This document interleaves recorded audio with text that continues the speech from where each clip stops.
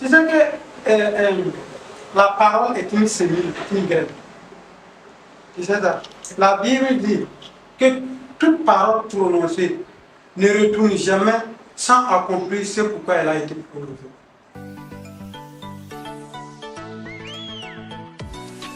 Ou bien là où qui aime boire. Si dans ce milieu, on ne parle pas de développement, on ne parle pas de richesse, on ne parle pas de croissance, on ne parle pas de tout ce qui honore la dignité humaine. Mais quitte là-bas. Maintenant, si c'est un environnement interne, c'est-à-dire que par exemple, les membres de la famille, quelque chose de ce genre, tu ne peux pas les fuir. De tous les parents, tu vas venir à la maison les fuir. C'est de faire en sorte de passer moins de temps avec nous.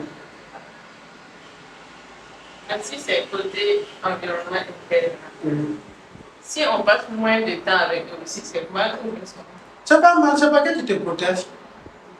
C'est pas que tu ne veux pas qu'on mette. C'est ça que la parole est une semille, une graine. C'est ça. La Bible dit que toute parole prononcée ne retourne jamais sans accomplir ce pourquoi elle a été prononcée. Toute parole est une graine. Pour ne pas qu'ils sèment des graines de peur, d'échec, de doute, tous ceux qui ont fait la prison ont une fois au moins entendu dire dans leur vie que tu viens en prison. Et si je me trompe pas, là-bas, un ou deux de 2024, ça me. Tu comprends, non? C'est-à-dire qu'un jeune qui a au moins été en prison une seule fois dans sa vie, là, a au moins entendu un jour quelqu'un lui a dit que toi, si tu continues comme ça, tu finiras en prison. Et c'est quoi que la graine qui a été semée sur pas prison. Donc si c'est un environnement interne, si c'est un environnement négatif, tu ne dois pas passer trop de temps avec cet environnement. Tu ne dois pas être de manière permanente en contact avec cet environnement. Je prends un cas simple. Moi, par exemple, et Dieu merci, j'ai dit Dieu merci parce que j'ai réussi, c'est Paris, là, avec ma maman. Avant, elle peut t'appeler, elle va dire non, il y a tel chose. À force de lui mettre dans l'esprit, moi, si tu vas m'appeler, si j'ai besoin de tes bénédictions, c'est ma génitrice.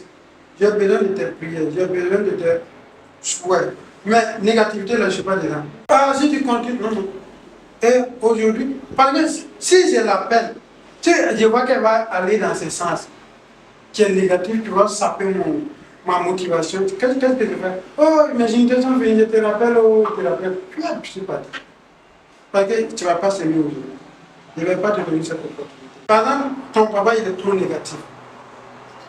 Quand tu rentres, d'abord, si il est négatif, c'est quoi? Par exemple, quand il s'agit de projet, je ne parle jamais de projet à ce gars. Quand je me projet, je ne dis pas. Parce que je sais que c'est un expert en démonstration d'échec.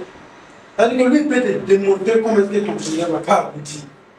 Qu'est-ce que je gagne en exposant mon projet à un tel monsieur?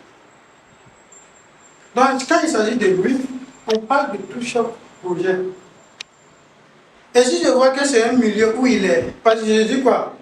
Chacun est expert à quelque part. Il y a des gens là, tu as beau être motivé, comment, et on les appelle des déchargeurs. Il va te décharger, te ramener à zéro.